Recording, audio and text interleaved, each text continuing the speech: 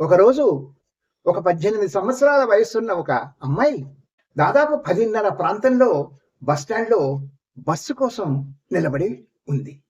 కానీ కొద్దిసేపటి తర్వాత ఆ అమ్మాయికి తెలిసింది తను వెళ్ళవలసిన బస్సు అప్పటికే వెళ్ళిపోయిందని. యువతి ఆ బస్ స్టాప్లో నిస్సహాయంగా ఏం చెయ్యాలా అని ఆలోచిస్తూ నిలబడి ఉంది. ఆ ముందు నుంచి చాలా వాహనాలు పోతూనే ఉన్నాయి. కానీ ఎవరిని లిఫ్ట్ అడగడానికి ధైర్యం చాలలేదు. కొద్దిసేపటి తర్వాత ఓ 30 ఏళ్లున్న యువకుడు తన బైక్ మీద అటుగా వెళ్ళడం కనిపించింది. ఆ అమ్మాయి లిఫ్ట్ అని ఇలా చెయ్యి ఊపింది. అతని దగ్గరికి రాగానే లిఫ్ట్ కావాలని అడిగింది. చీకట్లో ఒంటరిగా ఉన్న అమ్మాయిని క్షణం ఆలోచించకుండా ఓకే అంటూ ఎక్కమన్నాడు. దారిలో అతను ఎక్కడికి వెళ్ళాలి అని అడిగాడు.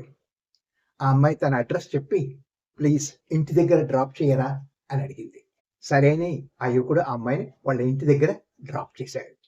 దానికి ఆ అమ్మాయి మనస్ఫూర్తిగా కృతజ్ఞతలు తెలుపుకుంది.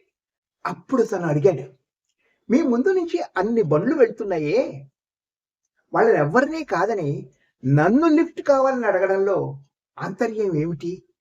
అప్పుడు ఆమె చిరునవ్వుతో మీ బైక్ మీద టీచర్ అని రాసి ఉంది, అందుకే మిమ్మల్ని లిఫ్ట్ అడిగాను.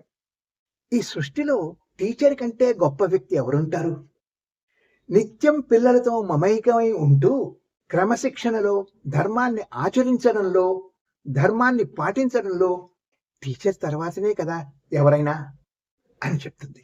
అప్పుడు అతను ప్రజల్లో తమ వృత్తి పట్ల ఉన్న గౌరవానికి ఆశ్చర్యపోతూ కొంచెం గర్వంగా ఫీల్ అవుతూ ఆమెకు థ్యాంక్స్ చెప్పి అక్కడి నుంచి వెళ్ళిపోతాడు. Teacher is a brand. Teacher hasn't a caste. It is a character. Good luck.